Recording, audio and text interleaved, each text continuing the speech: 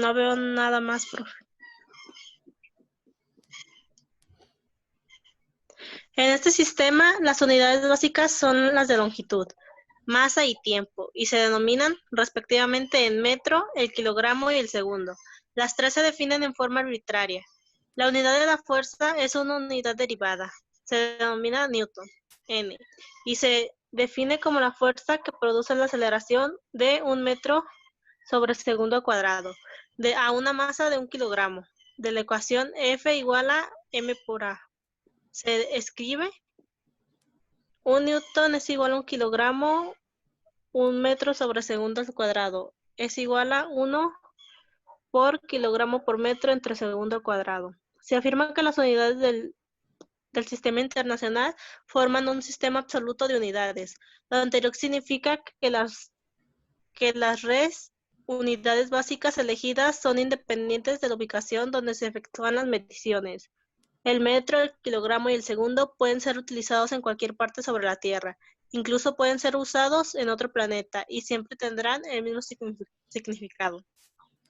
Si se acuerdan, tenemos 7 unidades fundamentales, que eran longitud, masa, tiempo. ¿Qué otras unidades eran aparte de esas 3? Aceleración. Intensidad luminosa.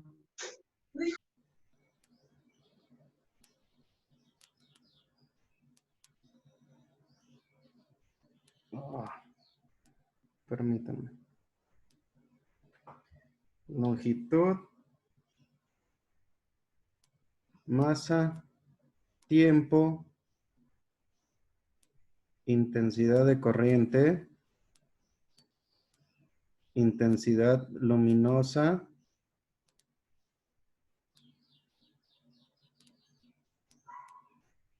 la cantidad de masa. ¿Y qué otra cosa más me hace falta?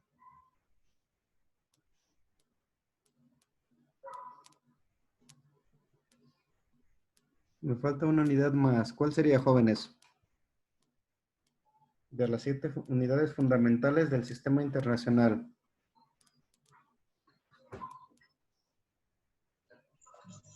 Temperatura y esta otra de cantidad de materia, ¿no? Sí. La cantidad de materia es el mol. Y me faltaría la cantidad de, bueno, en este caso la temperatura. Y de estas 7 unidades formamos las unidades derivadas. Y esta es una unidad derivada que se le conoce como el newton. A 1 kilogramo metro sobre segundo al cuadrado se le conoce como newton. Y nos da lo que es la fuerza, que es una unidad derivada de las 7 unidades fundamentales del sistema internacional. Por esa razón es lo que dice aquí que el kilogramo, el metro y el segundo pueden ser utilizados en cualquier parte de la Tierra, incluso en otro planeta, y siempre tendrían el mismo significado. Entonces toda la fuerza la estamos midiendo en newtons, en base al sistema internacional.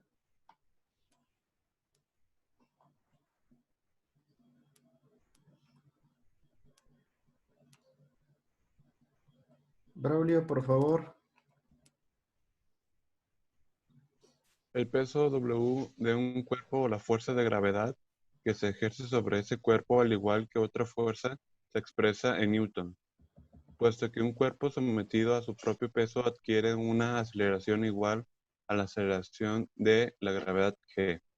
Se deduce que la segunda ley de Newton, que la magnitud W del paso de un cuerpo de masa m es W entre masa mg, al recordar que gramo 9.81 metros sobre segundo al cuadrado se encuentra en el peso de un cuerpo de masa de 1 kilo es W igual a 1 kilogramo de 9.81 metros sobre segundo al cuadrado, igual a 9.81 newton.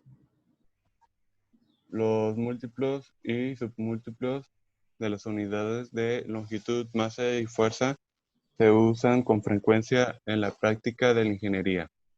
Estos son respectivamente el kilogramo y el milímetro, el megagramo mg y el gramo g y el kilonewton kn por definición. Un kilogramo igual a 1000, un megagramo igual a 1000 kilogramos, un kilonewton igual a 1000 newtons, un milímetro a 0.01, un gramo igual a 0.01 kilogramos. Ok. Entonces el peso es masa por gravedad. Por esa razón el peso se mide en newtons. Y aquí estamos diciendo que la gravedad usualmente siempre tiene el valor de 9.81 metros sobre segundo al cuadrado. Entonces, usualmente el peso se ha afectado por la fuerza de la gravedad, precisamente. Y siempre que un cuerpo tiene una masa de un determinado valor en kilogramos, siempre se va a ver afectada por la gravedad y con eso vamos a obtener el peso. Por lo tanto, si un cuerpo que tiene una masa de 70 kilogramos, ¿cuál sería el peso que tiene ese cuerpo?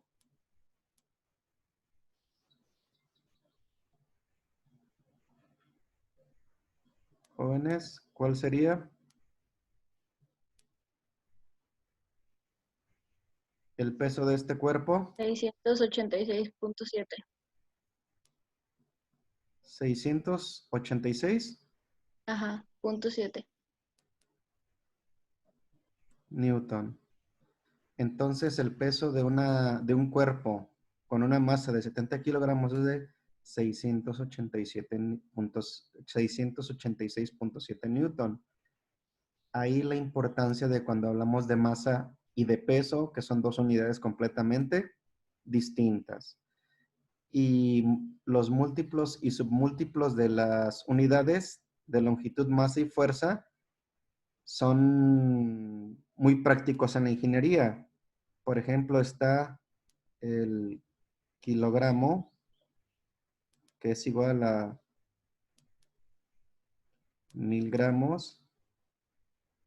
El megagramo, que sería 1.000.000 de gramos. También está el prefijo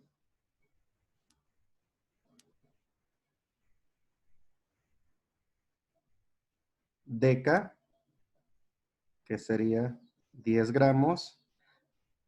Y luego vienen los prefijos precisamente para unidades menores, para elementos menores que la unidad. Que estamos hablando puede ser en fuerza, pudiera ser también el miligramo, que tiene este valor, el microgramo, que tiene este valor,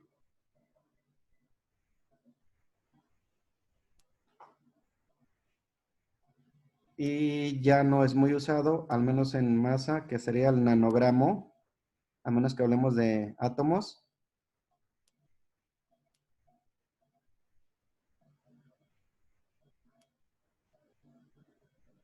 No olvidándonos que el mega es por 10 a la 6, el kilogramo por 10 a la 3, el decagramo por 10 a la 2, el miligramo por 10 a la menos 3, el micro por 10 a la menos 6 y el nano por 10 a la menos 9.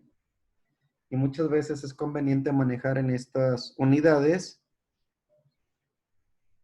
su notación científica por 10 a la 2, por 10 a la menos 3 a la menos 6 para indicar o colocándoles el kilo, que es a la 1000, el mega, que es a la 1.000.000, el mili, que es a la 0.001, el micro, que es a la 0.000001, y el nano.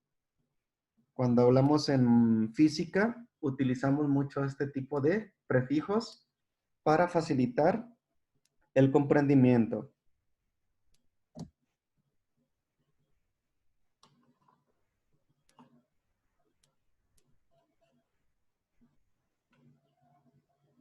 Memo, por favor, ¿me ayuda con la lectura? Sí.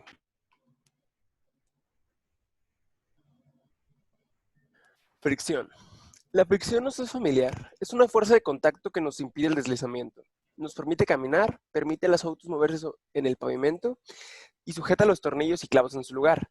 Pero la pregunta es, ¿por qué conocer el concepto de fricción? ¿Dónde se aplica? Esto es importante porque en una maquinaria, si existe fricción, hay desgaste y por lo tanto tendremos que lubricar las partes necesarias. Un 20% de la potencia de un automóvil se emplea para superar la fricción interna. Entonces, jóvenes, pregunta. ¿Qué pueden entender ustedes por fricción? Algo que impide el desplazamiento. Sí, efectivamente. Impide el desplazamiento. ¿Qué otra cosa más?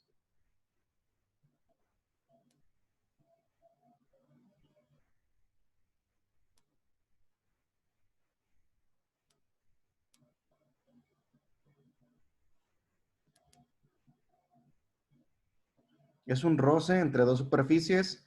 ¿Qué otra cosa más? Es como cuando, un ejemplo en los carros, cuando frenas, ejerce Ujú. una cierta fricción en las balatas y el disco, Muy como bien. cuando son de disco. Existe una fricción que le impide el deslizamiento. ¿Sí?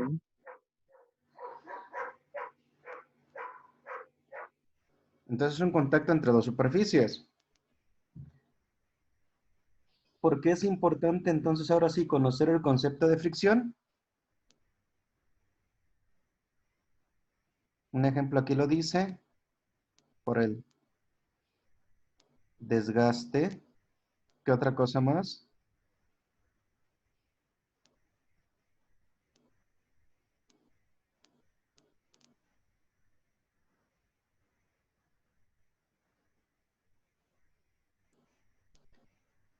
Hay que conocerla por el desgaste que ocurre al saber que hay un contacto entre dos superficies y el hecho de que dos superficies estén en contacto constante, siempre va a haber un desgaste. Como lo comentaban ustedes, pues es un contacto entre dos superficies y tiene que ver con el movimiento, porque como le dice al principio, es una fuerza de contacto que nos impide el deslizamiento.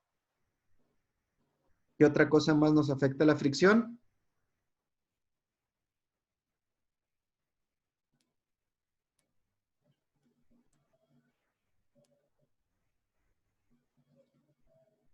Lo que nos genera es una temperatura entre ambos cuerpos. Lo comentó ahorita su compañero con el uso de la balata, que hace contacto con la rueda, una parte de la rueda, y empieza a disminuir la velocidad al presionar el freno. Es un roce entre dos superficies, pero el hecho de que ambas estén en movimiento van a generar un aumento de temperatura. Y eso es importante. Recuerden que en un motor, siempre que está prendido, hay un contacto mecánico en dos superficies. ¿Cómo evitar que esas superficies se dañen? Las tienen que Lubricar. Enfriar. Enfriamiento. Ajá, y también enfriarlas, lubricado para que disminuya la fricción y utilizar el sistema de enfriamiento para que la temperatura baja. Ahora sí, ¿dónde aplicamos estos conceptos de fricción? ¿Dónde se aplican?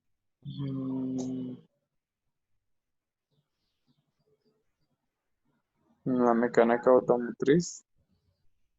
Muy bien. En la mecánica. Automotriz. Automotriz o no, pero sí en la mecánica. Pero vamos a ponerle automotriz. Ujú. ¿Dónde más?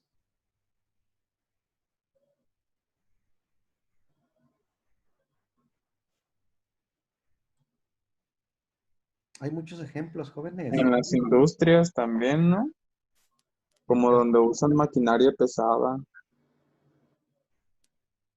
¿Dónde más?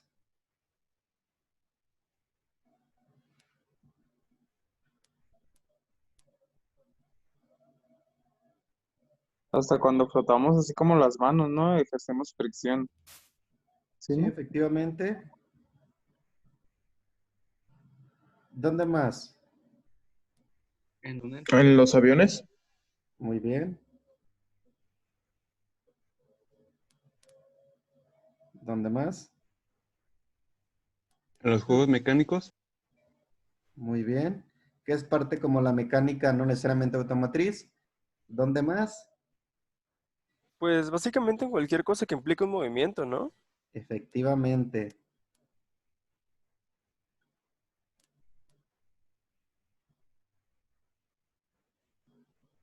en el cuerpo, entre las rodillas, el cartílago, Ya.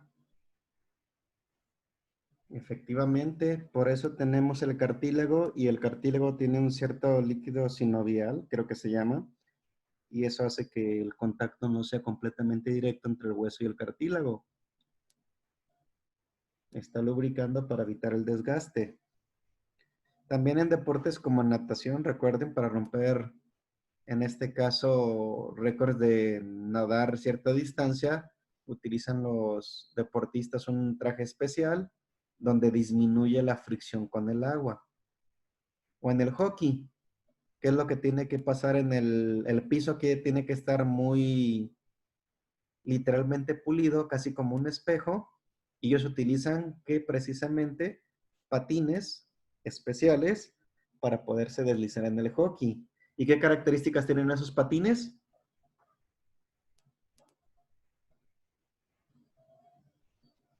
De hockey.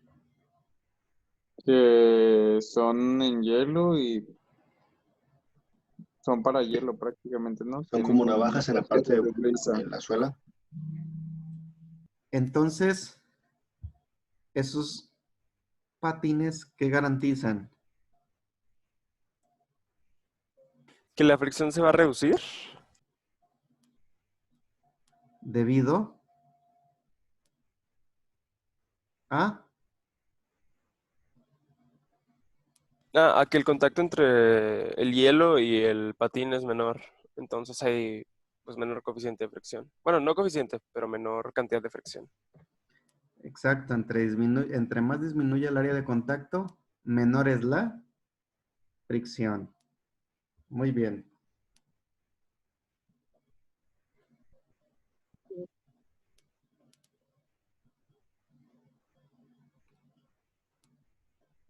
José Carlos Briceño.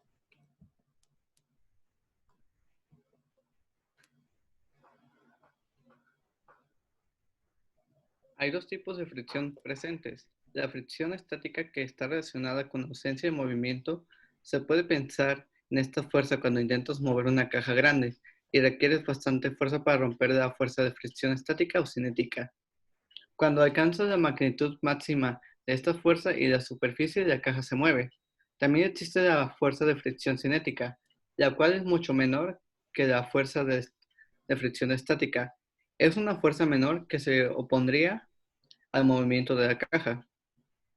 Muy bien, entonces la fuerza de fricción estática es mucho mayor que la cinética, porque hay una fuerza de fricción estática que hay que romper. Recuerden, estamos moviendo una caja, aplicando una fuerza, como lo ven aquí en la figura, y la caja va a tener otra fuerza igual y opuesta a la que estamos aplicando. El detalle aquí que estas fuerzas están en equilibrio. Yo tengo que superar la fuerza 2 a través de aplicación de una fuerza o una segunda fuerza. Y en el momento que supero la fuerza 2, la caja se mueve. Y a eso le llamamos la fricción estática, que esa es muy grande. Volvemos a lo mismo. ¿De qué depende la fricción?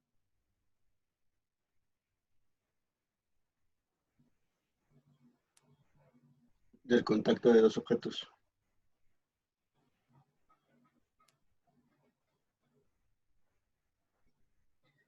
¿Por qué razón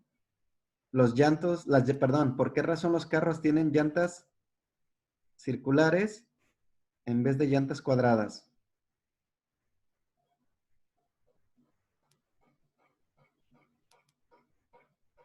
Porque es más fácil que giren. más fácil el movimiento de ellas que una cuadrada.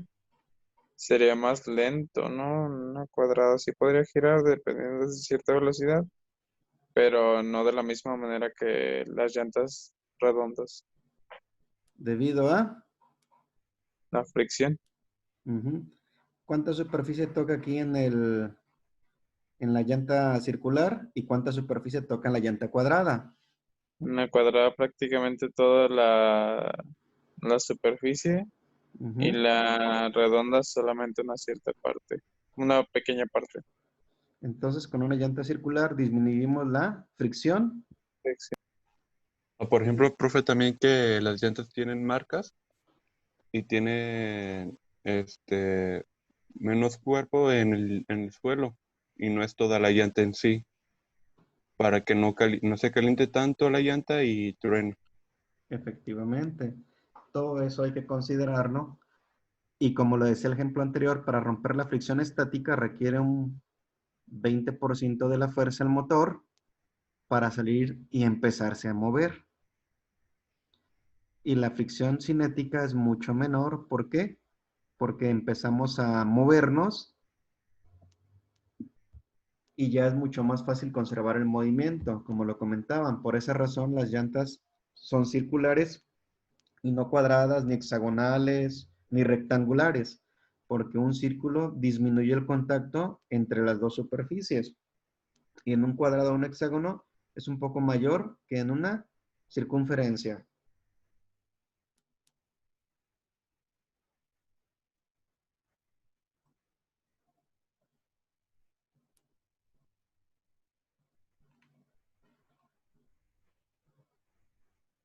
Lili, por favor, ¿me ayuda con la lectura?